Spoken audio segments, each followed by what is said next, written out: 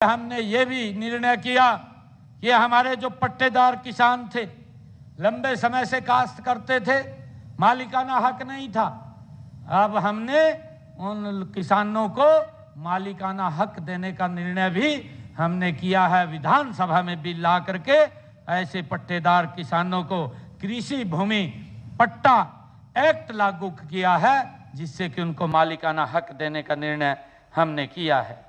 और मुझे खुशी है जब मैं आज यहाँ पर आया हूँ और प्राकृतिक खेती में आज आदरणीय आचार्य देवव्रत जी ने यहाँ पर आकर के हम सब का मार्गदर्शन किया है और हम सबको अवगत कराया है कि इसके नुकसान क्या है, इसके फायदे क्या हैं।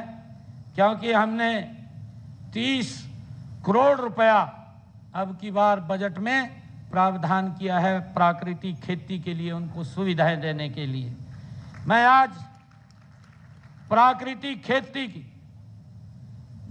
क्योंकि किसान कई बार यह बात बोलते हैं वे हमें प्राकृतिक अनाज तो पैदा कर देते हैं, परंतु उसका लाभ हमें पूरा दाम नहीं मिलता। परंतु मैं आपको बताना चाहता हूं, वैसे तो अगर पता चल जाए आज के ज़माने में ये प्राकृतिक खेती का बिना पेस्टिसाइड, बिना यूरिया के ये अनाज है, तो लोग लाइन में लग करके खरीदते हैं। परंतु फिर भी हमने निर्णय किया है कि प्राकृतिक खेती तथा जैविक खेती से उत्पादित गेहूं, धान, दालों के लिए प्राकृतिक तथा जैविक मंडी, ऑर्गेनिक मंडी की स्थापना ये गुरुग्राम में की जाएगी। इसकी मैं आज घोषणा करता हूं।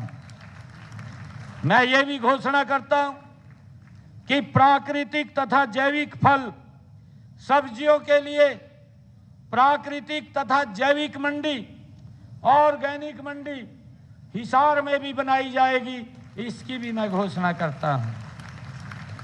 और इन दोनों प्राकृतिक और जैविक मंडियों, ऑर्गेनिक मंडियों में उत्पादन की जांच हेतु प्रयोगशालाएं भी स्थापित की जाएंगी, जिससे हमारे ये प्रयोगशालाएं गरौंडा, सिरसा में फल सब्जियों में कीटनाशकों की, किसानों की फसल की निःशुल्क जांच करेंगे।